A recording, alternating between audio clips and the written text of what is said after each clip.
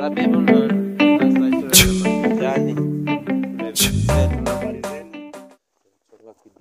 Mzuri? Yes, mko salama? Na mimi si ndugu yako. Mimi naitwa Lucky Samuel. Umesikia? Ni sawa.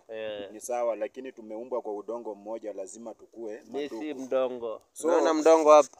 Hii nyama. Mimi nia yangu ya kuyasimamisha, kitu ya kwanza wacha nijitambulishe. Mimi naitwa Pastor Tony. Ningependa kwanza kuwahimiza kidogo. Ndugu yangu, nilikuwa nafikiria kwamba ingekuwa vyema uachane na hii mambo ya pombe ambayo unatembea kwa saa hii. Angalia venye sio picha mzuri, hata haifurahishi Mungu. Yes. Na kwa nini unasema nisikunywe pombe? Kwa sababu ukikuwa kwa Mungu utafanya mambo makubwa. Makubwa kama gani? Utajenga, utakuwa na gari, utanunua mashamba. Yaani utakuwa tajiri ambayo paka watu wakikuona watakuwa wanakuheshimu. Kuliko saizi venye watu wanaweza kuwa wanakudharau kwa njia yenye uko sahihi. Sasa hii unakunywa pombe? Hapana.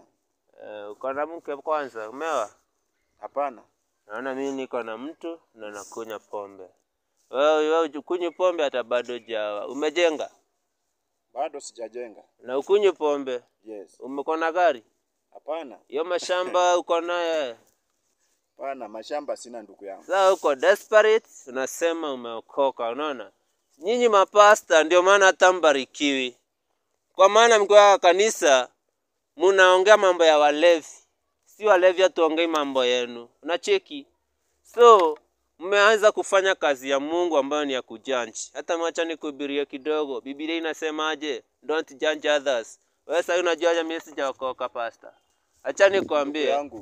Kunywa pombe. Kama ungekuwa umeokoka ungewachana na hizo mapombe. Haya, wewe mwenyewe hujaokoka lakini wewe mwenyewe umeokoka. Uko desperate. Kwani leo nimekutana na shetani.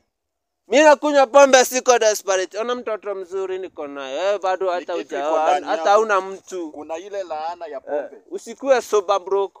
Kunywa pombe ukue broke, usikue sober broke. Ukuje na pesa tuondoe hiyo damu ya pombe ile ya matabau. Achana huyo mtu.